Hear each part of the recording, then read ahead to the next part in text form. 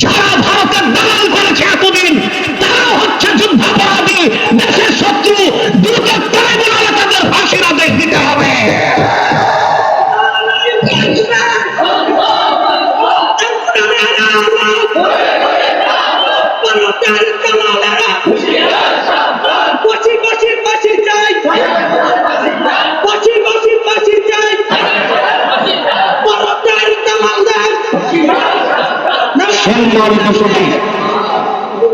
ইসলামের কোন ভাষণ নাই। নাস্তিকরা বলে সুফিবাদী ইসলাম, আবার বলে র্যাডিক্যাল ইসলাম, আবার বলে পলিটিক্যাল ইসলাম। ইসলামকে এত ভাগ করলে অধিকার কে দিছে? ইসলামী রাজনীতির কথা বললেই বলে এটা তো পলিটিক্যাল ইসলাম, জিহাদের কথা বললেই বলে এটা হচ্ছে র্যাডিক্যাল ইসলাম। আর যারা শুধু তসবিহ নিয়ে থাকে পীর ভাষায় বলে ওনারা ঠিক, ওনারা সুফিবাদী ইসলাম। ইসলামকে না এটা বলে তো তুমি আবার ভুল করছো। ইসলামের কোনো ভার্সন নাই, ইসলাম একটাই। মুহাম্মদ সাল্লাল্লাহু আলাইহি সাল্লাম আল্লাহর পক্ষ থেকে যে পূর্ণাঙ্গ জীবন বিধান এনেছেন, যেটাকে আল্লাহ সিরাতে মুস্তাকিম বলেছেন, সেটাই ইসলাম। ওর বাইরে কোনো ইসলাম নাই।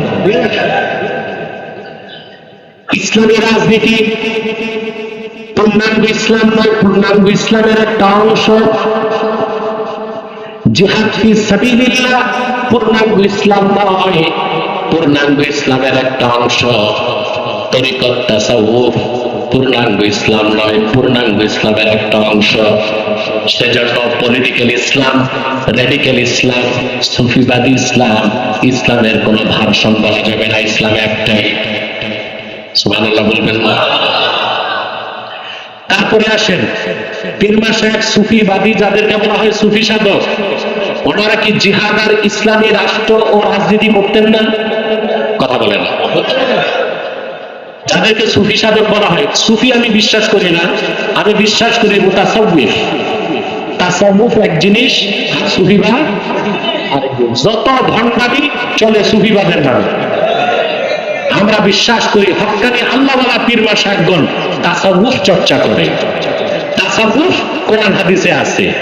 এই তাসাউফ যিনি চর্চা করেন তাকে বলা হয় মুতাসাউফ, আরেফ, সালেক, জাকির, শায়েখ, ফার্সিতে বলা যায় পীর।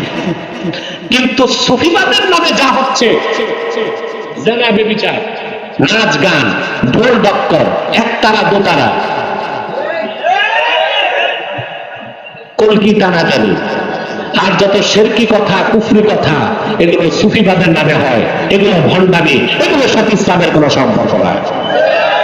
কিন্তু ইতিহাসে যাদেরকে সুফি সাধক বলা হয়, আমাদের পূর্ববর্তী বুজুর্গ যারা, তাদের প্রত্যেকেই দাওয়াত ও তাবলীগের সাথে, তরিকত তাসাউফের সাথে তরবারি সাথে রাখতেন। জিহাদকে তারা বাদ দেন নাই। আর ইমারতে ইসলামিয়া, খেলাফত বা ইসলামী শাসন ব্যবস্থাকেও তারা বাদ দেন নাই। আমি তিনজন বুজুর্গের দৃষ্টান্ত দিচ্ছি। একজন হচ্ছেন সুলতান মাহমুদ বালখি মাহিসাবার রহমতুল্লাহ, বগুড়ার মহাস্তাগরে যার মাজার শরীফ। 440 হিজরিতে তিনি আফগানিস্তানের বালখ নামক রাষ্ট্র থেকে বাংলাদেশে প্রবেশ করেছেন। কত বছর আগে? 1000 বছর আগে 440 হিজরিতে তিনি এসেছেন। তার ইতিহাস সাক্ষ্য দেয়, ওনার বাবা ছিলেন আফগানিস্তান, তখন নামে আফগানিস্তান ছিল না, বালখ। ওই বালখ নামক অঞ্চলের স্বাধীন সম্রাট ছিল তার বাপ। বাবার বাদশাহী পেলেন তিনি, বাদশাহীকে ত্যাগ করে তিনি দ্বীনের দাওয়াতে বের হলেন। আফগানিস্তানের বালখ থেকে তিনি আসলেন বাংলাদেশের সন্দ্বীপে। সন্দ্বীপ থেকে তিনি নৌকা যোগে গেলেন বগুড়ার মহাস্তাগরে। আপনারা যারা বাংলাদেশের ইতিহাস পড়েছেন জানেন, কষ্ট হচ্ছে আপনাদের? কথা শুনতেছেন? فهو الذي تم معناه وصورته ثم اصطفاه حبيبا بارئ النسم اللهم صل على مولانا محمد وعلى آل سيدنا مولانا محمد هو الحبيب الذي ترجى شفاعته لكل حال من الأحوال مقتحم اللهم صل على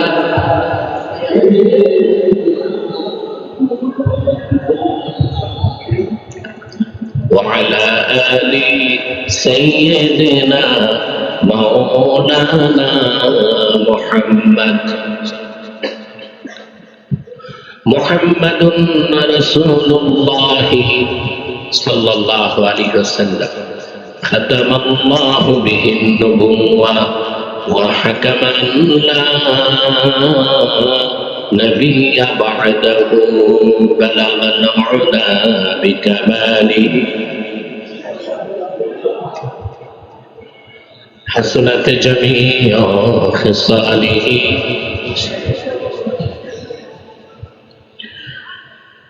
তাহজিবুল উম্মাহর উদ্যোগে আয়োজিত আজকে ত্রয়োদশতম তাফসীরুল কোরআন মাহফিলের সম্মানিত সভাপতি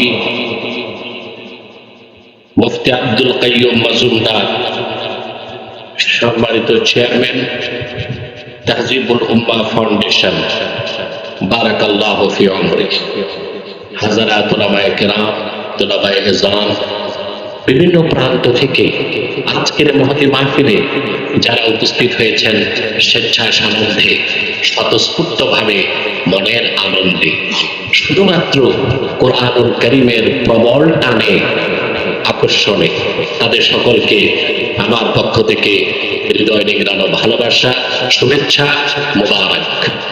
সবটুকুন শুকরিয়া আল্লাহ সুবহানাহু ওয়া তাআলার জন্য, যিনি আজকের বরকতপূর্ণ মাহফিলে আমাদেরকে আসার বসার তৌফিক মেহেরবানি করে ভিক্ষা দান করেছেন। সেজন্য আসুন, মাইকম্যান একটা আওয়াজ রিফ্লেক্স করে না, ওটা কমায় দাও আওয়াজ। আমি তো বলেছি কম আওয়াজ, ক্লিন আওয়াজ, কান ফাটা আওয়াজ আমার দরকার নেই। আর অনেক দূরের মাইকগুলো বন্ধ করে দাও, ভিতরে ভালো চলুক।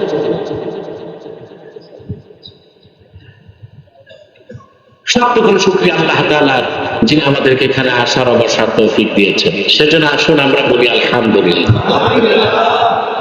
অগণিত অসংখ্য দরুদ ও সালাম আল্লাহর সৃষ্টির প্রধান আকর্ষণ, বিশ্ব সভার সভাপতি, সমস্ত নবী রাসূলগণের মাথার তাজ, শামসুল হিদায়াত, বদরুদ্দুজা, সাইয়্যিদুস সাকারাইন, ইমামুল মুরসালিন, খাতামুন নবিয়্যিন ওয়াল মুরসালিন, আফতাবে নবুওয়াত, শাহের রিসালাত, সরকারে দো জাহান, সুলতানুল মদিনা, নবিয়্যুল আম্বিয়া, হুজুরে আকরাম, নূরে মুজাসসাম, নূরুন আলা নূর, সাইয়্যিদিনা হাবিবিনা শফিঈনা মাওলানা মুহাম্মদ সাল্লাল্লাহু আলাইহি ওয়াসাল্লামের উপর আল্লাহ পাক, যাকে আজ থেকে ১০০০ বছর আগে প্রেরণ করেছেন, সর্বশ্রেষ্ঠ সর্বশেষ নবী ও রাসূল হিসেবে, যার পরে আজ পর্যন্ত পৃথিবীতে অবশ্যই কোন প্রকার এই নবী কিংবা রাসূল অবশ্যই আসে নাই, অবশ্যই এখনো নাই, অবশ্যই কিয়ামত পর্যন্ত আসবে না। আপনার দীর্ঘ সময় বক্তব্য শুনে এসেছেন, বিশেষ করে নাগাইশ দরবার শরীফের পীর সাহেব মাওলানা মুশতাক ফয়জী সাহেব আপনাদের বক্তব্য শুনিয়েছেন। আবার তার আহ্বানে আপনারা প্রচুর টাকা মাদ্রাসায় দিয়েছেন, আলহামদুলিল্লাহ। সব হয়ে গেছে, এখন শুধু দোয়াটাই বাকি। কি বলেন আপনারা? জি, দোয়াই। স্টেজে ওঠানামা শুরু করছেন কেন? বন্ধ করেন, এটা বন্ধ করেন, স্টেজে ওঠানামা যাবে না। এখন দোয়াটাই বাকি, তবে একটু দাওয়া লাগবে মনে হয়, যেটা ঠিক মতো হইল না। দোয়ার আগে একটু দাওয়া লাগবে। সেজন্য আমি কোরআন কারীম সূরা ইব্রাহিম থেকে মাত্র 3টি আয়াত তেলাওয়াত করেছি। এই 3টি আয়াতকে কেন্দ্র করে নির্ভরযোগ্য মুফাসসির এবং মুহাদ্দিসগণের দৃষ্টিকোণ থেকে কিছু কথা আপনাদের সামনে তুলে ধরার চেষ্টা করব, যদি আল্লাহ পাক আমাকে তৌফিক দান করে। আলোচনার প্রারম্ভে যে কথাটি না বললেই নয়, আপনি এখানে এসেছেন, আসার পেছনে পার্থিব কোন স্বার্থ আছে? সামাজিক, রাজনৈতিক? শুধু এসেছি আল্লাহ তার হাবিবের রেজামান্দি হাসিল করার জন্য। এই যে আপনারা এসেছেন, বসেছেন, আপনাকে টের পেয়েছেন আল্লাহ পছন্দ করছেন বলেই কিন্তু আসতে পেরেছেন। আপনারা আল্লাহর পছন্দের বান্দা, নির্বাচিত বান্দা। সুবহানাল্লাহ। আল্লাহ আপনাদেরকে ভালোবেসেছেন বলে আসতে দিয়েছেন। তার প্রমাণ কি? প্রশ্ন আছে না? সহিহুল বুখারী কিতাবুল ইলমে হযরত মুআবিয়া রাদিয়াল্লাহু তাআলা আনহু থেকে একটি হাদিস এসেছে। আল্লাহর হাবিব ইরশাদ করেছেন, মান ইউরিদিল্লাহু বিহি খাইরান ইউফাক্কিহু ফিদ্দীন। আল্লাহ তাআলা তার যে বান্দার ভালো চান, আল্লাহ তাকে দ্বীনের সমঝদার বানায় দেন। ফাক্কাহা ইউফাক্কিহু মানে ফকিহ বানানো। সুবহানাল্লাহ। ইউফাক্কিহু ফিদ্দীন আই ইয়াজআলহু ফাকিহান ফিদ্দীন। আল্লাহ যাকে পছন্দ করেন, ভালোবাসেন, আল্লাহ তাকে দ্বীনের পথ দেখান, দ্বীনের সমঝ দিয়ে তাকে দ্বীনদার বানায় দেন। আল্লাহ তাআলা আমাদের পছন্দ করেছেন, এতে আমরা খুশি না বেজার? দুই, আপনারা যারা এসেছেন আর কষ্ট করে বসে আছেন, একটু পরে তো মুনাজাত, এককভাবে না সম্মিলিত। ওই মুনাজাতে হাত মুছার সাথে সাথে একটা গুনাহ থাকবে না, সগীরা গুনাহ সব মাফ হয়ে যাবে। এটা প্রমাণ ইমামে হায়সামি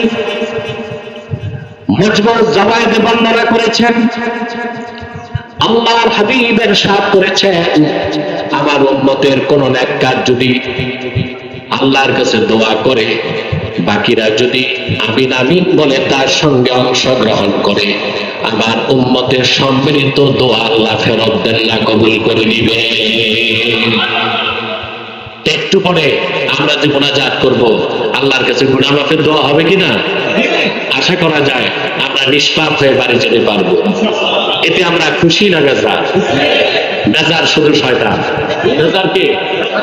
শয়তানও বেজার, তার চেলাচামুন্ডারাও বেজার। এখন শয়তানের একটা চেষ্টা বাকি আছে, মুনাজাতের আগে উঠানো যায় কিনা। আমরা নেক নিয়ত করে শয়তানের গালে একটা থাপ্পড় দিতে পারবো? আমরা নিয়ত করছি কিছুক্ষণ পরে আজকের মুনাজাত করে গুনাহ মাফ করে নিষ্পাপ বেহেশতে আল্লাহওয়ালা হয়ে বাড়ি যেতে চাই। কারা কারা হাত কি আল্লাহ তাআলাকে দেখা? হাত লম্বা করেন।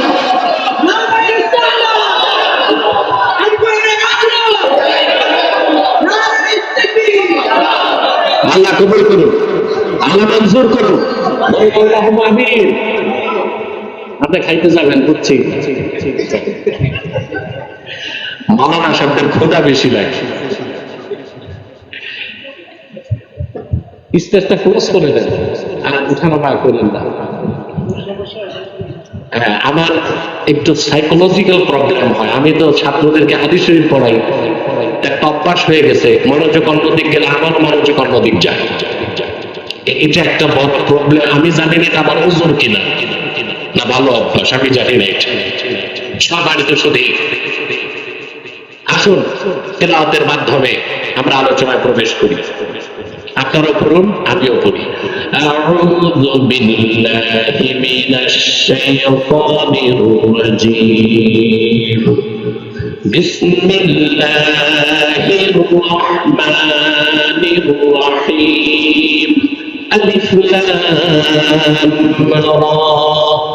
كتاب أنزلناه إليك لتخرج الناس من الظلمات إلى النور। আল্লাহ তাআলা সূরাটি শুরু করলেন অক্ষর দিয়ে, আলিফ লাম মিম। কত অক্ষর? তাফসীরের পরিভাষায় বলা হয় হুরুফুল মুকাত্তাআত। কোরআন শরীফের অনেকগুলো সূরা শুরু করছেন আল্লাহ এই অক্ষর দিয়ে, আলিফ লাম মিম, আলিফ লাম রা, ইয়াসিন, তাহা, এরকম অসংখ্য সূরা শুরু করেছেন তিনি হুরুফুল মুকাত্তাআতের মাধ্যমে। এখন এই হুরুফুল মুকাত্তাআত গুলোর অর্থ আমরা জানি না, জানি? কথা বলেন। সকল মুফাসসির পাখাটা একটু ঘুরে দেন, ঠান্ডাতে অন্যদিকে। সকল মুফাসসির হুরুফে মুকাত্তাতের ব্যাখ্যায় লিখেছেন আল্লাহু আ'লামু বিমুরাদিহি বিযালিক, এগুলোর অর্থ আল্লাহই ভালো জানেন। তবে আমার একটা বক্তব্য আছে, আল্লাহ তো অবশ্যই জানেন, আল্লাহ কোরআনের মালিক, তবে আল্লাহর হাবিবও জানতেন।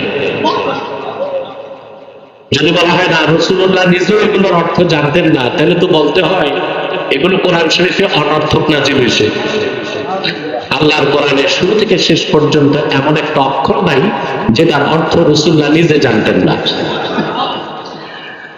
আল্লাহ রাব্বুল আলামিন বলেন লা তুহাররিক বিহি লিসানাকা লিতা'জালা বিহি ইন্না আলাইনা জামআহু ওয়া কুরআনাহু فإذا قرأناه فاتبع قرآنه ثم إن علينا بيانه। মুহাম্মদ সাল্লাল্লাহু আলাইহি ওয়াসাল্লাম কোরআনকে আত্মস্থ করার জন্য আপনার জবান মোবারক দ্রুত সঞ্চালন করবেন না, এটার দরকার নাই।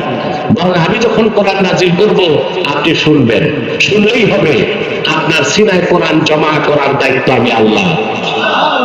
আর কোরআন শরীফের যে অংশ আপনি বুঝবেন না তা ব্যাখ্যা করে দেবার দায়িত্ব আমি আল্লাহ। তার বিসমিল্লাহর বা থেকে মিনাল জিন্নাতি ওয়ান নাসের সিন পর্যন্ত প্রতিটি বাক্যের, প্রতিটি শব্দের, প্রতিটি অক্ষরের অর্থ রাসূলুল্লাহ জানতেন। কে জানাই দিয়েছে? এখন কেউ যদি বলে শুধু আলিফ লাম মিম সহ যত হুরুফে মুকাত্তার এগুলোর অর্থ রাসূলুল্লাহ জানতেন না, ওইটা কি জাহেল নির্বোধ না? আল্লাহ জানেন, তার হাবিব জানতেন, উম্মতকে জানানোর দরকার নাই, এই জন্য আমরা জানি না। কথা এতটুকু। এরপর আল্লাহ তাআলা বলেন কিতাবুন আনজালনাহু ইলাইকা লিতুখরিজান নাসা মিনাজ-যুলুমাতি ইলান-নূর। এই কিতাব কোরআন মুহাম্মদ সাল্লাল্লাহু আলাইহি ওয়াসাল্লাম আপনার উপর আমি নাজিল করেছি যেন আপনি গোটা বিশ্ব মানবতাকে অন্ধকার সমূহ থেকে বের করে একটি নূরের দিকে আনতে পারেন। সেই নূর হচ্ছে ইসলাম, সেই নূর হচ্ছে ঈমান। সুবহানাল্লাহ। আল্লাহ তার হাবিবের দ্বীনকে বলেছেন নূর। নূর অর্থ কি? আলো। সুবহানাল্লাহ বলেন। নূর কেমন আলো তা বুঝতে হবে। একটা হচ্ছে নার। নার অর্থ কি? আগুন। এখন আগুন ধরালে আলো বের হয় না, নিভাই দিলে আলো শেষ। আবার এই যে সূর্যের আলো, এটাকে বলা হয় দলকুন, দিয়া। মেঘ আসলে আর আলো পাই না, সূর্য ডুবে গেল আলো পাই না, পাই? কথা বলে না। আবার কিয়ামত হবে, সূর্য ধ্বংস হয়ে যাবে, কিছুই পাবো না। নূর হচ্ছে এমন আলো যা কোনোদিন নিবে না। আযাল থেকে নূর, এখনো নূর, কিয়ামত তক নূর থাকবে। সেটা হলো আল্লাহর কালাম কোরআন। বলেন সুবহানাল্লাহ। ওই রকম নূর আল্লাহ বলেছেন তার হাবিবের আনিত দ্বীন ইসলামকে। বলেন সুবহানাল্লাহ। ইসলাম গতানুগতিক কোন ধর্ম নয়। ইসলাম হচ্ছে আল্লাহ কর্তৃক স্বীকৃত, মনোনীত, প্রেরিত পূর্ণাঙ্গ জীবন বিধান। আমার দেশের 88% জন মুসলমান ইসলাম সম্পর্কে সুস্পষ্ট ধারণা তাদের নাই। ইসলামকে আল্লাহ নূর বলেছেন। ইসলামের পরিচয় দিতে যে আল্লাহ তাআলা আরেক জায়গায় বলেন, ইসলামের একটা বিশেষণ আল্লাহ উল্লেখ করেছেন, فَمَن يَكْفُرْ بِالطَّاغُوتِ وَيُؤْمِن بِاللَّهِ فَقَدِ اسْتَمْسَكَ بِالْعُرْوَةِ الْوُثْقَى। আর যে ব্যক্তি তাগুতকে অস্বীকার করলো, আল্লাহর উপর ঈমান আনলো, ফাকাদ ইসতামসাকা বিল উরওয়াতিল উসকা, সে একটা শক্ত হাতলকে ধরল, যে হাতল তাকে জান্নাত পর্যন্ত পৌঁছায় দিবে। ইসলামকে আল্লাহ বলেছেন উরওয়াতুল উসকা, শক্ত হাতল, যা ধরলে মানুষের নাজাত হবে, মুক্তি হবে, বেহেশত পর্যন্ত ইসলাম পৌঁছায় দিবে। বলেন সুবহানাল্লাহ। আল্লাহ রাব্বুল আলামিন ইসলামের আরেকটা বিশেষণ উল্লেখ করেছেন। তিনি শুধু ইসলামকে নূর বলেন নাই, ইসলামকে তিনি নূরুল্লাহ বলেছেন। নুরুল্লাহ অর্থ কি? আরে ভাই, আমি কি কবরস্থানে না মাহফিলে? তোমাদের এনভায়রনমেন্ট সাপোর্ট লাগবে তো। মাহফিলের ময়দানকে কবরস্থান বানায় না, জবাব দিতে হবে। আল্লাহ ইসলামকে শুধু নূর বলেন নাই, নুরুল্লাহ বলেছেন। আল্লাহ নূর, সুবহানাল্লাহ। আল্লাহ পাক বলেন, ইউরিদুনা লিয়াতফিরু নূরাল্লাহি বিআফওয়াহিহিম ওয়াল্লাহু মুতিম্মু নূরিহি ওয়ালাউ কারিহাল কাফিরুন। আল্লাহ পাক বলেন, কাফের মুশরিকরা আল্লাহর নূরকে তাদের মুখের ফু দিয়ে নিভাই দিতে চায়। অবশ্যই আল্লাহ রাব্বুল আলামিন তার হাবিবের আনিত দ্বীন ইসলাম, যেটা আল্লাহর নূর, সেটাকে পরিপূর্ণতা দান করবেন। আল্লাহ তাআলা প্রায় ১৫০০ বছর আগে তার হাবিব মুহাম্মদ সাল্লাল্লাহু আলাইহি সাল্লামের রক্ত ঝরা দ্বীন ইসলামকে পরিপূর্ণ করে দিয়েছেন। সেটাকে আল্লাহ নিজের নূর বলেছেন। কিয়ামত তক পৃথিবীর সমস্ত তাগুত, কাফের মুশরিক বেঈমান, পরাশক্তি অপশক্তির ধরাশক্তি মিলেও এই যে আল্লাহর নূর ইসলাম, তার এক সরিষা পরিমাণ ক্ষতি করতে পারবে না। পারবে? আমাদের দেশে সাধারণ জনগণ তো দূরে থাক, আলোচক বক্তা বা স্কলাররাও একটা ভুল করে অনিচ্ছায়। কথায় কথায় বলে আমরা যদি সতর্ক না হই ইসলামের ক্ষতি হয়ে যাবে। না, ইসলাম ক্ষতি হওয়ার জিনিস না। মুসলমানের ক্ষতি হইতে পারে, ইসলামের ক্ষতি হতে পারে না। ইসলামের রক্ষক কে? ইসলাম আল্লাহর নূর। এটার এক জাররা পরিমাণ ক্ষতি কেউ করতে পারে না। এই পৃথিবীতে ১৫০০ বছর আগের ইতিহাস যদি আমরা দেখি, আজ পর্যন্ত পৃথিবীতে কত অপশক্তি ইসলামকে মিটাবার চেষ্টা করেছে। যারাই চেষ্টা করেছে তারা মিটে গিয়েছে, ইসলামের ক্ষতি কেউ করতে পারে নাই, কিয়ামত তক পারবে না। ইসলাম হচ্ছে আল্লাহর নূর, এটা চিরাগে মুহাম্মাদি। যতদিন এই পৃথিবীতে নদীতে জোয়ার আর ভাটা হবে, সমুদ্রের পানিতে ঢেউ সৃষ্টি হবে, বাতাস প্রবাহিত হবে, পাখির কলরব হবে, গাছের পাতা নড়বে, সূর্য উদিত হয়ে আসতে যাবে, ততদিন পর্যন্ত আল্লাহর নূর দ্বীন ইসলাম চিরাগে মুহাম্মাদি পৃথিবীর মানুষকে আরো বিতরণ করতেই থাকবে। সুবহানাল্লাহ। এটা কার নূর? সুবহানাল্লাহ। আমরা ইসলাম সম্পর্কে আমাদের ধারণা নাই। আমার ভাইরা, আল্লাহ রাব্বুল আলামিন ইসলামকে শুধু নূর বলেন নাই, শুধু নুরুল্লাহ বলেন নাই। আল্লাহ তাআলা ইসলামকে বলেছেন দ্বীনুল্লাহ। এটা আল্লাহর দ্বীন। এই দ্বীনটাকে আল্লাহ নিজের বলেছেন। কি বলেছেন? দ্বীনুল্লাহ। দ্বীনুল্লাহ অর্থ কি? জোরে বলেন। অন্যান্য ধর্ম যেগুলো আছে ইসলাম ছাড়া, নাম থেকেই প্রমাণ পাওয়া যায় ধর্মগুলো কোন একটি সম্প্রদায়। হিন্দু ধর্ম নামকে প্রমাণ দেয়। ধর্মটা কাদের? খ্রিস্টান ধর্ম, বৌদ্ধ ধর্ম, ইহুদি ধর্ম। কোরআনের কোথাও ইসলামকে দ্বীনুল মুসলিমিন বলা হয়েছে? আল্লাহর কোরআনের কোথাও ইসলামকে দ্বীনুল মুসলিমিন বলা হয় নাই, বরং এটাকে দ্বীনুল্লাহ বলা হয়েছে। আল্লাহ রাব্বুল আলামিন বলেন, ইযা জাআ নাসরুল্লাহি ওয়াল ফাতহ ওয়া রাআইতান নাসা ইয়াদখুলুনা ফি দীনিল্লাহি আফওয়াজা। আল্লাহ ইসলামকে বলেছেন দ্বীনুল্লাহ, এটা আল্লাহর দ্বীন। তাহলে একমাত্র ইসলাম হচ্ছে সাম্প্রদায়িকতার ঊর্ধ্বে। কথা বলে না। বাংলাদেশে যারা কাফের মুশরিক নাস্তিক বুদ্ধিজীবী, তাদের ব্যবসার পুঁজি হচ্ছে স্বাধীনতার চেতনা, যুদ্ধাপরাধ, রাজাকার আর সাম্প্রদায়িকতা। এই ব্যবসা গেছে, ব্যবসা পুঁজি সহ গেছে, আছে না গেছে? ব্যবসা ভণ্ডামি কতদিন আর, এগুলো তাদের নির্ধারিত বুলি। ব্যবসার পুঁজি, রাজাকার, যুদ্ধাপরাধী, স্বাধীনতার চেতনা, তারপরে মুক্তিযুদ্ধের চেতনা, রাজাকার, এরপরে সাম্প্রদায়িকতা। এগুলো তাদের পুঁজি। ব্যবসা শুধু যায় নাই, কেউ পালিয়েছে স্বামীর বাড়ি, কেউ শ্বশুর বাড়ি, কেউ জামাই বাড়ি, কেউ গেছে ওদের বাবা দাদাদের কাছে ব্রিটেন আর আমেরিকা। তওবা করে বিগত অন্যায়ের প্রায়শ্চিত্ত করার আগ পর্যন্ত বাংলাদেশে আর সেই ব্যবসা চলতে দেওয়া হবে না।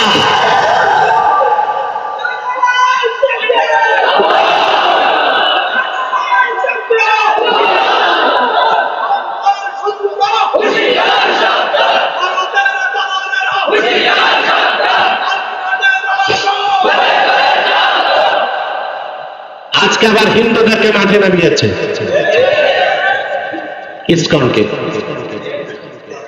হিজবুত তাহরীর খেলাফত চায়, ওদের নিষিদ্ধ করা হয়েছে। মাদ্রাসা বন্ধ করা হয়, বিভিন্ন সংগঠনকে নিষিদ্ধ করা হয়, কিন্তু যে ইসকন সরাসরি সন্ত্রাসী কাজকে হাতে নিয়েছে, জাতীয় পতাকার উপর তাদের ধর্মীয় গেরুয়া পতাকা উঠানো, বাংলাদেশের মানুষের অন্তর্বর্তী সরকারের কাছে দাবি হচ্ছে একটি সন্ত্রাসী সংগঠন হিসেবে ভারতের র কর্তৃক পরিচালিত ইসকনকে বাংলাদেশে নিষিদ্ধ করতে হবে, বাংলাদেশে চলতে দেওয়া হবে না।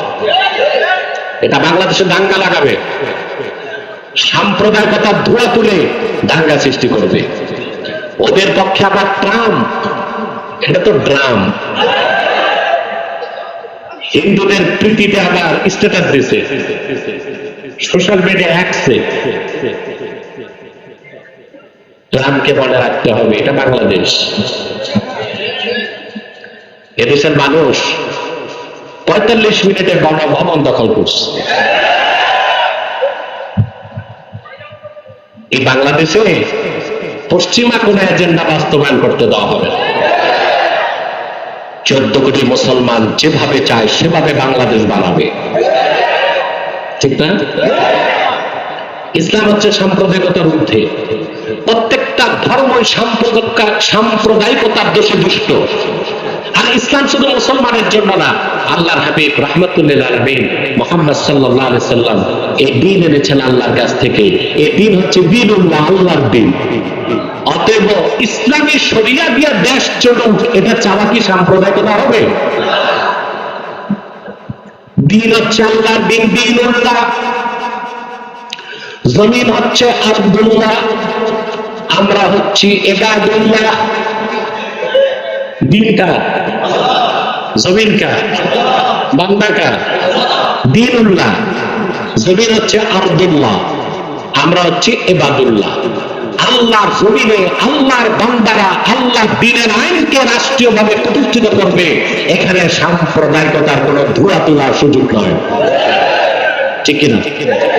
ইসলামকে আল্লাহ তাআলা কতগুলো বিশেষণে বিশেষিত করেছেন। ইসলামকে আল্লাহ বলেছেন নূর, ইসলামকে বলেছেন উরওয়াতুল উসকা, ইসলামকে বলেছেন সিরাতে মুস্তাকিম, ইসলামকে বলেছেন আল্লাহ নূরুল্লাহ, ইসলামকে বলেছেন আল্লাহ হুদা, ইসলামকে বলেছেন আল্লাহ নূর, ইসলামকে বলেছেন আল্লাহ দ্বীনুল্লাহ।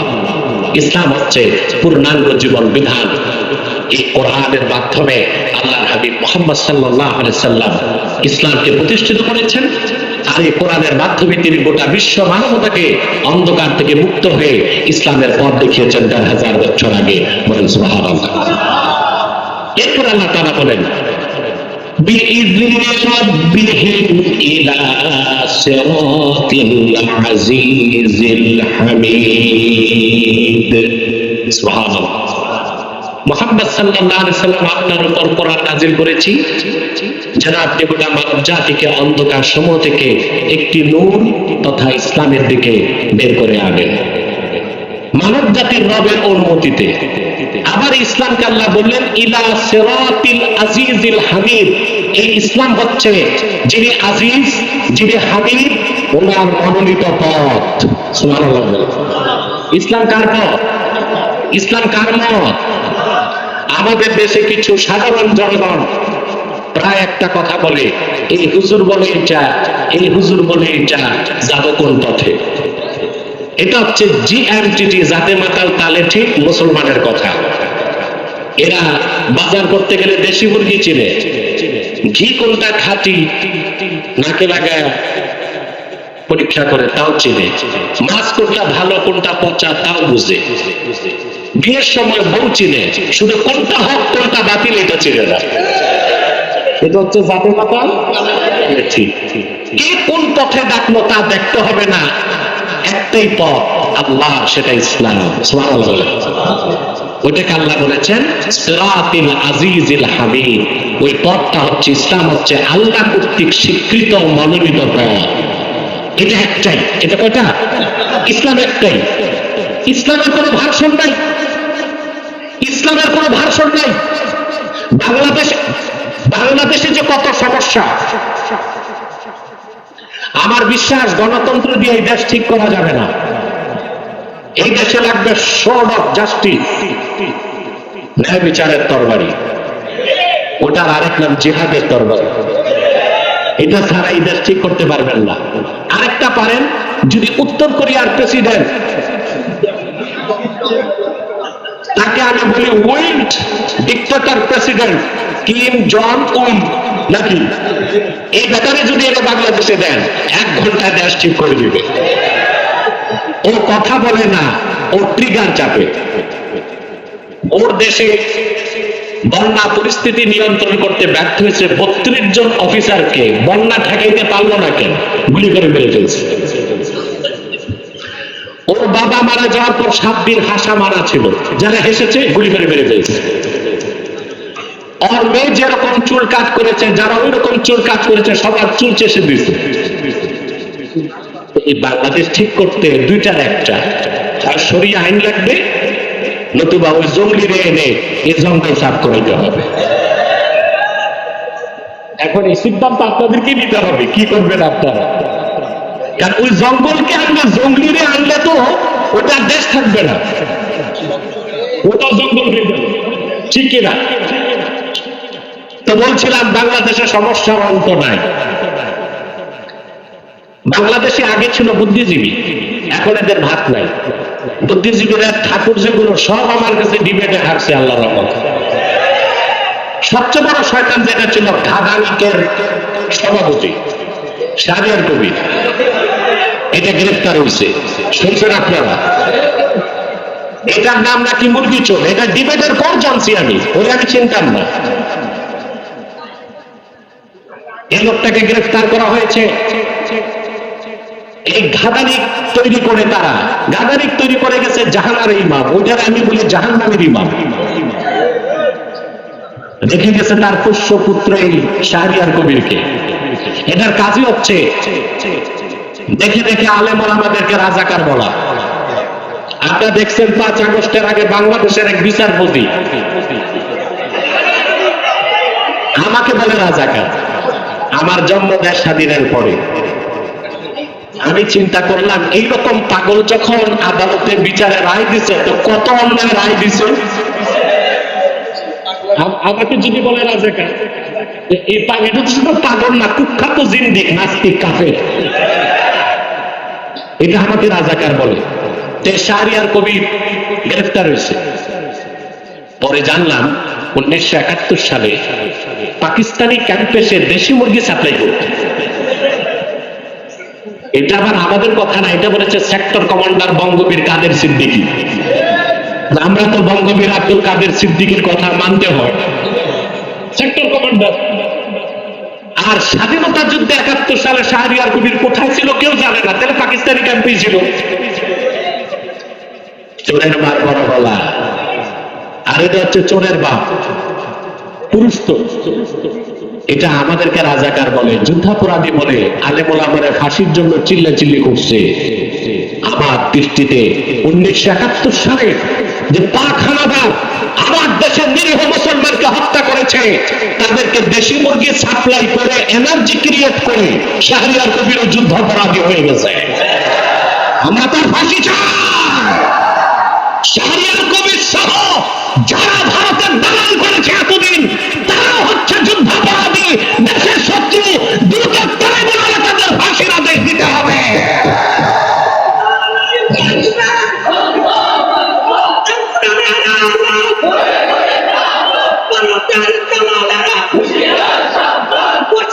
ফাঁসি চাই, ফাঁসি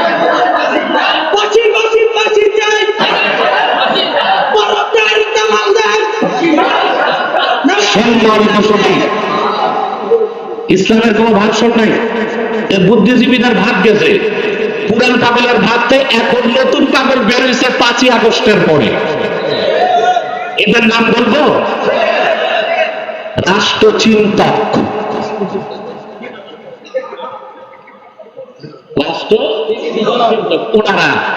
ওনারা রাষ্ট্র নিয়ে চিন্তা করতেছে। এদের ঠাকুর হচ্ছে ফরহাদ মজার। এই লোকটা বলেছে, এই যে যত সমন্বয়ক দেখেন, শীর্ষ সমন্বয়ক যারা, এদের ব্রেন ওয়াশ ও করে।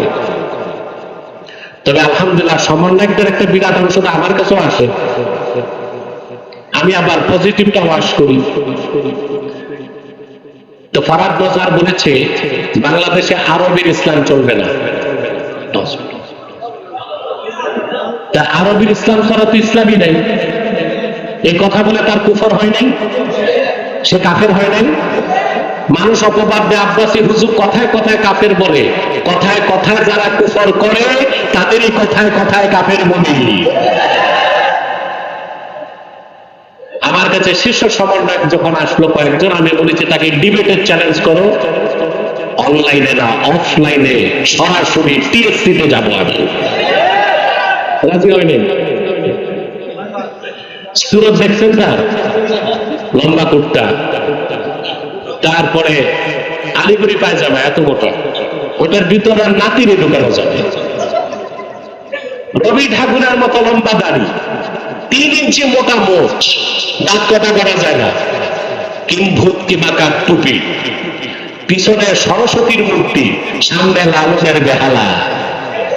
উনি হচ্ছে রাষ্ট্রচিন্তক। কি রকম বাংলাদেশ তৈরি হবে উনি বুদ্ধি দিবে। আমরা গাঁজা খাই নাই যে তোমার বুদ্ধিতে রাষ্ট্র বানাবো। আগামীর বাংলাদেশ হবে ইসলামের বাংলাদেশ, আগামীর বাংলাদেশ হবে আলেম ওলামার নেতৃত্বের বাংলাদেশ। এটা জনগণ সিদ্ধান্ত নেবে ইনশাআল্লাহ। ইসলামের কোনো ভাষণ নাই। এই ফরহাদ মজার বলে সুফিবাদী ইসলাম লাগবে। ইসলামকে ভাগ করা যাবে? কথা বলেন। আল্লাহ ভাগ করছেন সিরাতিল আজিজিল হামিদ, এটা মহান আল্লাহর নির্ধারিত পথ। সুবহানাল্লাহ। নাস্তিকরা বলে সুফিবাদী ইসলাম, আবার বলে র্যাডিক্যাল ইসলাম, আবার বলে পলিটিক্যাল ইসলাম। ইসলামকে এত ভাগ করলে অধিকার কে দিছে?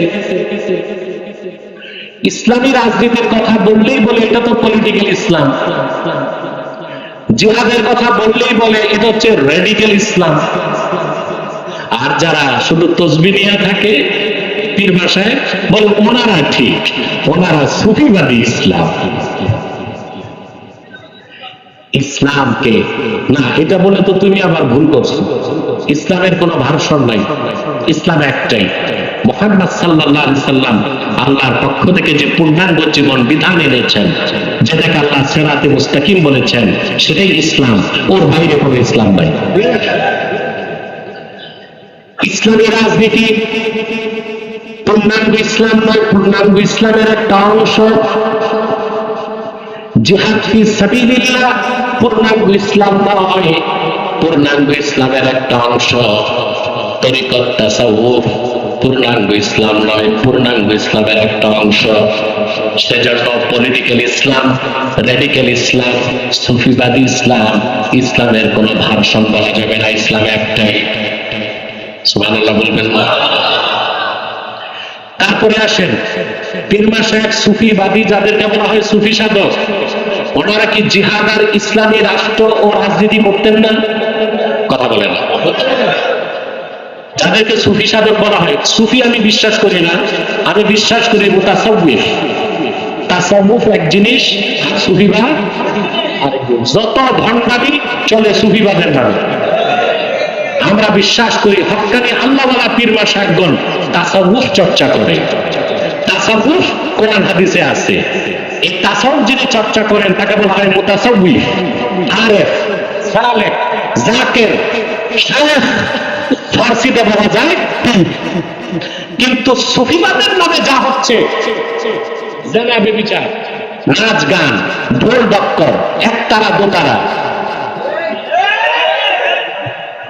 কলকি টানাটানি, আর যত শেরকি কথা কুফরি কথা এগুলো সুফিবাদের নামে হয়, এগুলো ভণ্ডামি, এগুলোর সাথে ইসলামের কোনো সম্পর্ক নাই। কিন্তু ইতিহাসে যাদেরকে সুফি সাধক বলা হয়, আমাদের পূর্ববর্তী বুজুর্গ যারা, তাদের প্রত্যেকেই দাওয়াত ও তাবলীগের সাথে, তরিকত তাসাউফের সাথে তরবারি সাথে রাখতেন। জিহাদকে তারা বাদ দেন নাই, আর ইমারতে ইসলামিয়া, খেলাফত বা ইসলামী শাসন ব্যবস্থাকেও তারা বাদ দেন নাই। আমি তিনজন বুজুর্গের দৃষ্টান্ত দিচ্ছি। একজন হচ্ছেন সুলতান মাহমুদ বালখি মাহিসাবার রহমতুল্লাহ, বগুড়ার মহাস্তাগরে যার মাজার শরীফ। 440 হিজরিতে তিনি আফগানিস্তানের বালখ নামক রাষ্ট্র থেকে বাংলাদেশে প্রবেশ করেছেন। কত বছর আগে? 1000 বছর আগে 440 হিজরিতে তিনি এসেছেন। তার ইতিহাস সাক্ষ্য দেয়, ওনার বাবা ছিলেন আফগানিস্তান, তখন নামে আফগানিস্তান ছিল না, বালখ। ওই বালখ নামক অঞ্চলের স্বাধীন সম্রাট ছিল তার বাপ। বাবার বাদশাহী পেলেন তিনি, বাদশাহীকে ত্যাগ করে তিনি দ্বীনের দাওয়াতে বের হলেন। আফগানিস্তানের বালখ থেকে তিনি আসলেন বাংলাদেশের সন্দ্বীপে। সন্দ্বীপ থেকে তিনি নৌকা যুগে গেলেন বগুড়ার মহাস্তাগরে। আপনারা যারা বাংলাদেশের ইতিহাস পড়েছেন জানেন, কষ্ট হচ্ছে আপনাদের? কথা শুনতেছেন? মনোযোগ আছে? ঘুমাচ্ছেন? কে কে ঘুমান একটা হাত উঠছেন?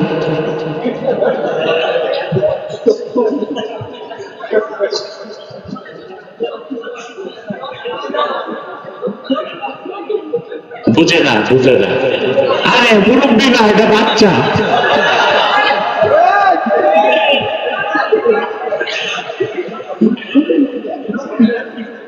এই লোকগুলো কি ঘুম থেকে উঠে আসতেছে নাকি? এগুলো ঘুমায়, অর্ধেক ঘুমায় তারপর আসছে। সম্মানিত সুধী, সুলতান মাহমুদ বালখি মাহিসার রহমতুল্লাহ সন্দ্বীপ থেকে গেলেন বগুড়ায়। কোথায়? আপনারা জানেন প্রাচীন বাংলার রাজধানী ছিল বগুড়া, মহাস্তাগর, দিনাজপুর, এই অঞ্চলটা ছিল প্রাচীন বাংলার রাজধানী। এগুলো জানেন তো? সুলতান বালখি যখন বগুড়াতে পৌঁছলেন, হিন্দু রাজা পরশুরাম ওখানে রাজত্ব করতেন।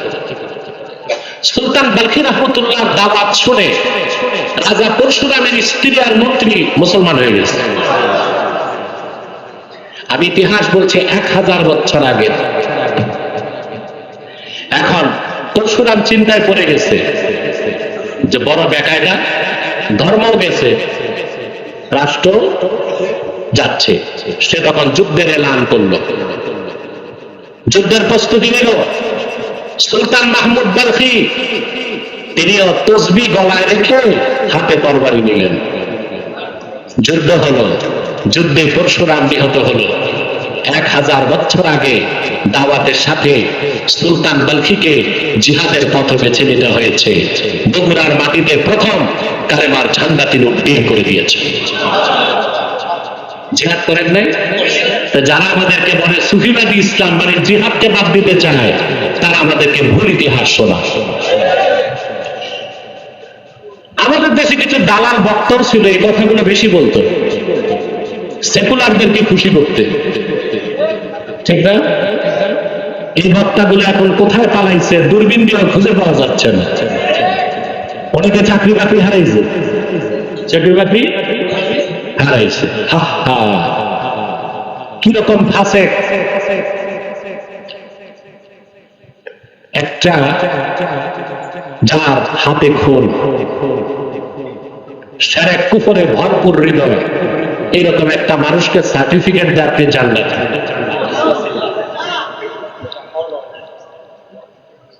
তারপরে আমি প্রতিবাদ করলাম, সে আমার বিরুদ্ধে উঠে পড়ে লাগলো, আমাকে মামলা দিবে, কেস করবে, এটা করবে, সেটা করবে। আমি তো বহাল তবিয়তেই আছি, তুমি আছো কবি। চান্দু, তোমার মাও পালাইছে, তুমিও পালাইছো। এইসব কমার্শিয়াল বক্তাগুলো, ধান্দাবাজ বক্তাগুলো স্টেজে যে রাজনীতিবিদ থাকে সেকুলার, ওদেরকে খুশি করতে বলে ইসলাম সুফি দরবেশদের মাধ্যমে ইসলাম প্রতিষ্ঠিত হয়েছে, আমরা সুফিবাদে বিশ্বাসী। কিন্তু আল্লাহওয়ালা প্রত্যেক হক্কানি সুফি দরবেশ, তাদের হাতে থাকতো, গলায় থাকতো তাসবিহ, সিনায় থাকতো কোরআন, হাতে থাকতো তরবারি। আপনারা হযরত শাহজালাল রহমাতুল্লাহ মাজার শরীফ জিয়ারত করছেন, কিন্তু আপনারা একটা কাজ করেন না, ওনার জিয়ারত করে আপনারা যান গজার মাছ দেখতে। ওই গজার মাছ দেখায় কোনো লাভ? আল্লাহর ওলির জিয়ারত করে জাদু করে যাবেন, দেখবেন যে ওখানে 800 বছর আগের হযরত শাহজালালের তরবারিটা রাখা আছে। ইতিহাস সাক্ষ্য দেয় হযরত শাহজালাল ইয়ামানি 360 জন সঙ্গী নিয়ে যখন বাংলাদেশে প্রবেশ করলেন, জাহানাবাজের সুরমা নদী পার হলেন, গলায় তার তাসবিহ, সিনায় তার কোরআন, হাতে ছিল তরবারি। গৌরগোবিন্দ যখন সামনে এসে দাঁড়ালো, তার 20 দাঁতকে ভাঙতে হযরত শাহজালাল তরবারি চালালেন। ইতিহাস বলা হয় না কেন? হযরত মঈনুদ্দিন চিশতি রহমতুল্লাহ আজমিরে আসলেন, ওখানে ছিল পৃথ্বীরাজ। তিনি খাদেমকে পাঠালেন, যাও পৃথ্বীরাজকে ডাকো। পৃথ্বীরাজ খাদেমকে বলল, আমি রাজা, উনি ফকির দরবেশ, তো এখানে আমি যাবো কেন, ওনাকে ডাকো। হযরত মঈনুদ্দিন চিশতি খাদেমকে বলল, ঠিক আছে, ও তো এমনি আসবে না, আমি আনতেছি। ওনার পায়ের সামনে 2টা খড়ম পাঠায় দিয়েছে। এই খড়ম যে 2 গালে শুরু করছে পিটা। এখন পৃথ্বীরাজের লোকজন বলল, স্যার, এ তুই যে আল্লাহওয়ালা দরবেশ, এই খড়ম তো তার পায়ে দেখছি, জলদি যান। দৌড়ে গেছে হযরত মঈনুদ্দিন চিশতির কাছে। সে কালেমার দাওয়াত গ্রহণ করে নাই। মঈনুদ্দিন চিশতি রহমাতুল্লাহ আলাইহি সুলতান মাহমুদ গজনবীকে চিঠি লিখলেন, পৃথ্বীরাজের 20 দাঁতকে উপড়ে দিতে তোমাকে আসতে হবে। মঈনুদ্দিন চিশতির নির্দেশে সুলতান মাহমুদ গজনবী একবার নয় 7 বার হিন্দুস্তানে আঘাত করেছেন, জিহাদ করেছেন। অতএব সুফিবাদের নামে জিহাদ আর সিয়াসাতুল ইসলামিয়া, ইসলামী রাষ্ট্র ব্যবস্থার কনসেপ্ট থেকে জনগণকে যারা সরায়, তারা ইতিহাসও জানে না, ইসলাম সম্পর্কে তাদের কোনো ধারণা নাই। ইসলাম একটাই, ইসলামের কোনো ভার্সন নাই। রেডিক্যাল ইসলাম বলা যাবে না, পলিটিক্যাল ইসলাম বলা যাবে না, সুফিবাদ ইসলাম বলা যাবে না। ইসলাম একটাই, সিরাতুল আজিজুল হামিদ। এবার আসেন, আজিজ অর্থ হচ্ছে পরাক্রমশালী। আল্লাহ 2টা সিফত উল্লেখ করছেন, একটা হচ্ছে আজিজ, আরেকটা কি হামিদ। এখানে আজিজ অর্থের বাংলা হচ্ছে পরাক্রমশালী, কিন্তু অর্থটা অপরিপূর্ণ। আজিজ শব্দের ব্যাখ্যা করতে যে আল্লামা ফখরুদ্দীন রাজি লেখেন, আল্লাযী লা ইউজাদু লাহু মিসলুন, আকাশ ও জমিনে যার কোনো মেসাল নাই, দৃষ্টান্ত নাই, উদাহরণ নাই, তিনি হলেন আজিজ। তার মানে সকল আকারের স্রষ্টা আমার আল্লাহ নিরাকার। এটা আহলুস সুন্নাহ ওয়াল জামাতের বিশ্বাস। আল্লাহ আজিজ। আজিজ মানে আল্লাযী লা ইউজাদু লাহু মিসলুন, আকাশ ও জমিনে যার কোনো মেসাল নাই। ইমামের আকীদাটা মনে রাখবেন, মনে রাখবেন। আমি একটু ইবারতটা শোনাই দিই, তাহলে মুখস্থ থাকবে। ইমামে ফখরুদ্দীন রাজি লেখেন, قد أجمع العلماء من أمة محمد صلى الله عليه وسلم أن الله عز وجل منزه من الجسم। উম্মতে মুহাম্মাদের সমস্ত হক্কানি আলেম একমত, আমার আল্লাহ রাব্বুল আলামিন দেহ থেকে পবিত্র। সকল আকারের স্রষ্টা আমার আল্লাহ নিরাকার। এখন বলতে পারেন, আল্লাহর হাতের কথা না কোরআনে আছে, ইয়াদুল্লাহি ফাওকা আইদিহিম, হাত তো আছে, ঠিক না? চেহারার কথা আল্লাহ কোরআনে বলেছেন, আল্লাহর কদমের কথা এসেছে কোরআন হাদিসে, তা হাত তো আছে। দেখুন খুব সূক্ষ্ম মাসালা, আল্লাহর হাত অবশ্যই আছে, তবে কেউ যদি বলে আল্লাহর হাত আমাদের মতো হাত, সে মুশরিক হয়ে যাবে। আবার কেউ যদি বলে আল্লাহর হাত নাই, এটা কুদরত বলতে হবে, তা কুফর হবে, কারণ আল্লাহর সিফতকে অস্বীকার করা যাবে না। তা আকীদাটা কি হবে? ইমামে আযম আবু হানিফা ব্যাখ্যা করেছেন সুন্দর, ফালাহুম ওয়াজহুন লাইসা কা উজুহিনা ওয়ালা হুম ইয়াদুন লাইসা কা আইদিনা ওয়ালা হুম রিজলুন লাইসা কা আরজুলিনা। আমার আল্লাহর চেহারা আছে, আমাদের মতো চেহারা নয়। আমার আল্লাহর হাত আছে, আমাদের মতো হাত নয়। আমার আল্লাহর কদম আছে, আমাদের মতো কদম নয়। ফালাহু ইয়াতুন কামা ইয়ালিকু বিশানিহি। আল্লাহর হাত আছে ওই রকম যে রকম হাত আল্লাহর থাকা দরকার আছে। সুবহানাল্লাহ। দেখেন একটা ছোট্ট উদাহরণ দিচ্ছি। এখানে আমি তো আসলে কোন দিক কি কুমিল্লায় জানি না, ওই আপনার টমসন কোন দিক? আচ্ছা আচ্ছা, টাউন হল কোন দিক? এই দিকে। ওখানে আপনার ওই যে সন্ত্রাসীদের নাম যে রকম হয়, একটু উদাহরণ দিচ্ছি। হকি স্টিক বল্টু, জুতা পেন্টুর মাথা ফাটাই দিচ্ছে।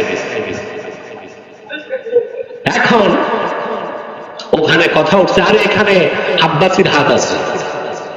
আব্বাসি, এখন আমার হাত কি লম্বা হয়ে টাউন হলে গেছে?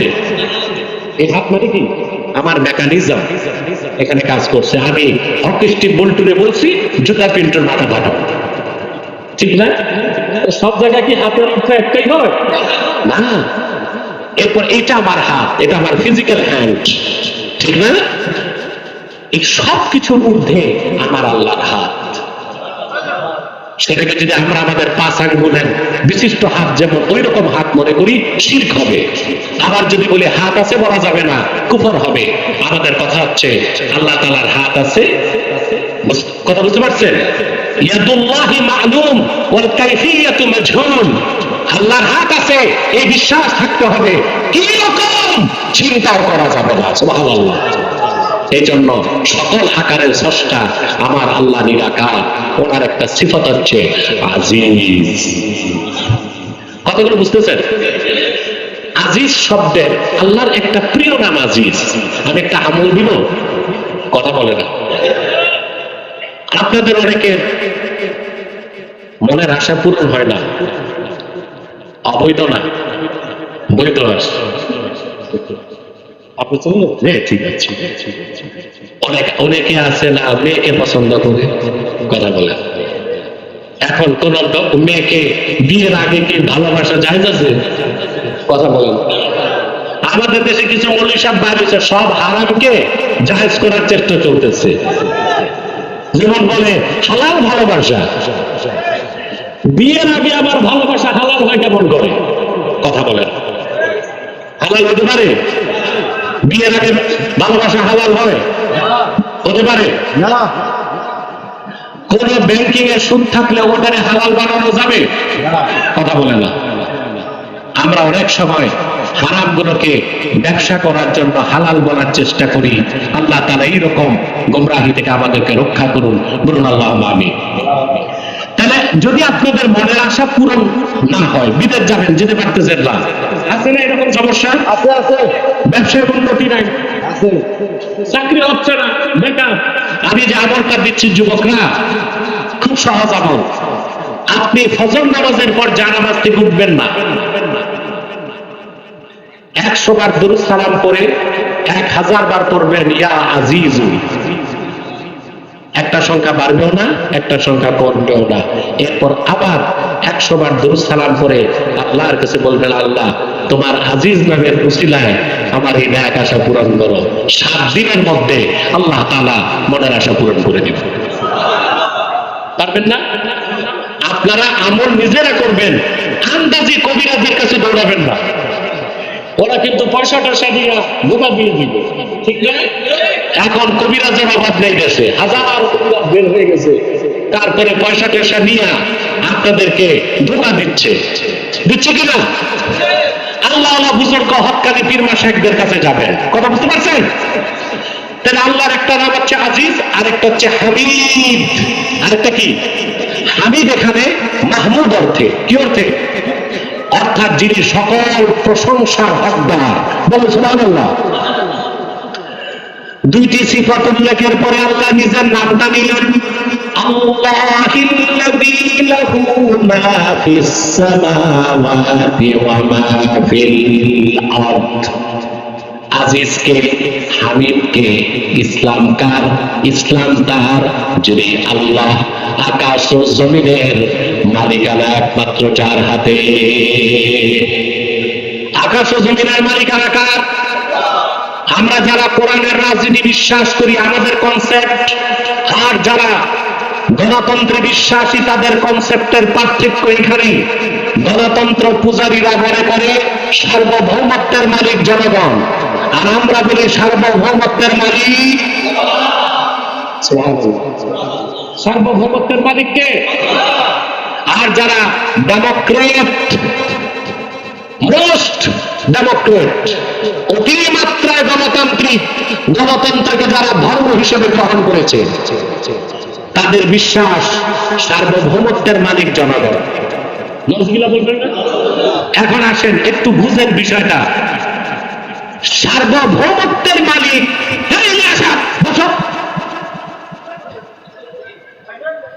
নড়াচড়া করবে না, একবার মুখে দৌড় দাও, করে পথ দেন।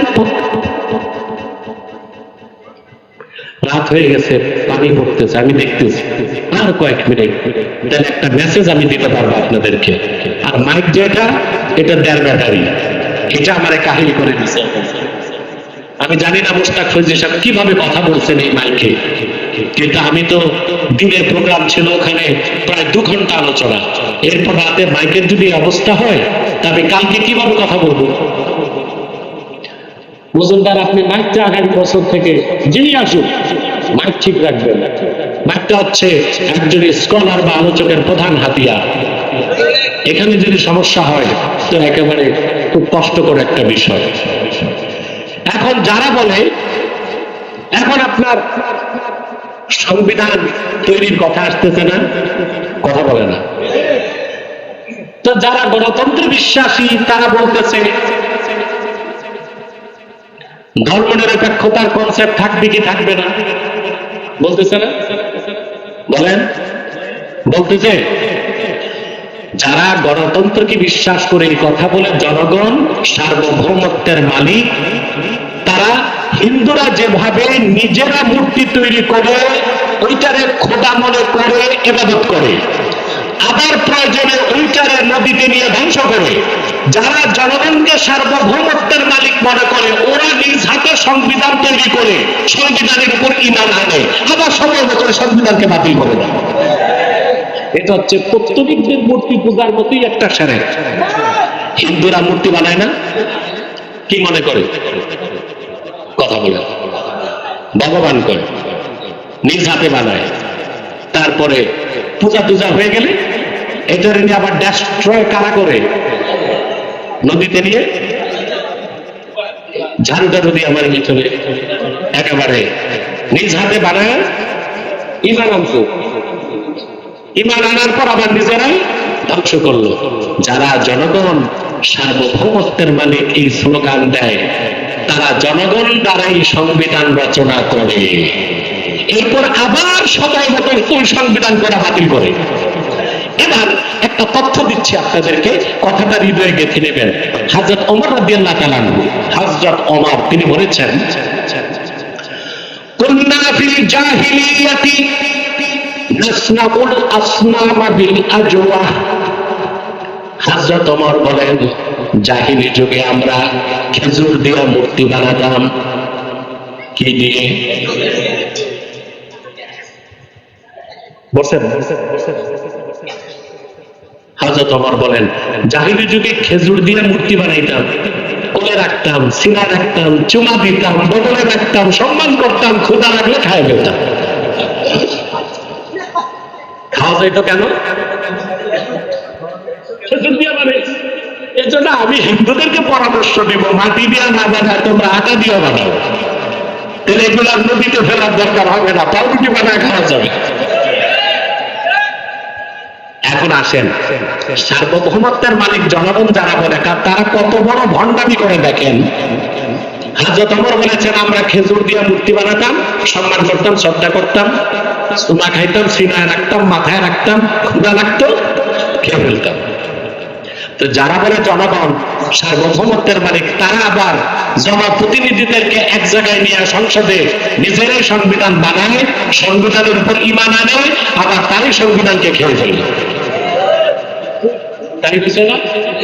ওরা করতো মূর্তি পূজা, এরা করতেছে সংবিধানের পূজা। আল্লাহ স্পষ্ট করে দিয়েছেন, লাহু মা ফিস সামাওয়াতি ওয়া মা ফিল আরদ, আকাশ ও জমিনের সার্বভৌমত্বের মালিক কে? তিনটা কারণে, মিলকান, খালাকান, আবিদান। আকাশ ও জমিনের মালিকানা আল্লাহ, আকাশ জমিনের স্রষ্টাও আল্লাহ, আর বান্দাগুলোর স্রষ্টাও আল্লাহ। এই জন্য সার্বভৌমত্বের মালিক জনগণ না আল্লাহ। আমরা চাই সংবিধান পরিবর্তন হোক, ৭২-এর সংবিধান আমরা মানি না, চলবে না। তবে সেই সংবিধান হতে হবে কোরআন ও সুন্নাহর আলোকে। মুসলমান রাষ্ট্র পরিচালনায় সংবিধান রচনা করে, তবে সেটার উপর ঈমান আনে না। মুসলমান ঈমান আনে কোরআন হাদিসের উপর। সংবিধান প্রয়োজন অনুযায়ী তারা রদবদল করে। আর যারা জনগণকে সার্বভৌমত্বের মালিক মনে করে, তারা ওই যে হযরত ওমর বলেছেন, খেজুর দিয়ে মূর্তি বানাতেন, আবার খেয়ে ফেলতেন। জনগণ সংবিধান বানায়, জনগণ সংবিধান ক্যান্সেল করে, সংবিধানের উপর মুসলমান ঈমান আনতে পারে না। আল্লাহ পাক তারপর বলেছেন, ওয়াইলুল লিল কাফিরিনা মিন আযাবিন শাদীদ, কাফেরদের জন্য রয়েছে দুর্ভোগ, তাদের জন্য রয়েছে কঠিন শাস্তি। আল্লাহ তাআলা এই কথাগুলোর উপর আমল করার তৌফিক আমাদেরকে দান করুন, বলুন আল্লাহুম্মা আমিন। আসুন আমি মুনাজাত করছি পবিত্র ঈদ মিলাদুন নবী সাল্লাল্লাহু আলাইহি ওয়াসাল্লাম স্মরণে 15তম বার্ষিক ওয়াজ ও দোয়া মাহফিল। এটা হচ্ছে আপনাদের ধর্মপুর পূর্বচ্ছ মোহনীত, চিনেন আপনারা? ওখানে আমি থাকবো, প্রধান বক্তা মুস্তাক ফৈজি সাহেব, নাগাসির পীর সাহেব থাকবেন, এবং আমাদের কুমিল্লা খেতাসার যিনি আছেন হযরত আল্লামা জাভেদ আলম জনপুরি পীর সাহেব জনপুরি থাকবেন। সকলকে আমি দাওয়াত করছি। ডিসেম্বরে কোথায়? তাহরিকে খাতমে নবুয়ত কুমিল্লা মহানগরের উদ্যোগে ডিসেম্বরের কত তারিখ? 19 তারিখ সার্বি কলেজ মাঠে মাহফিল, আপনারা যাবেন।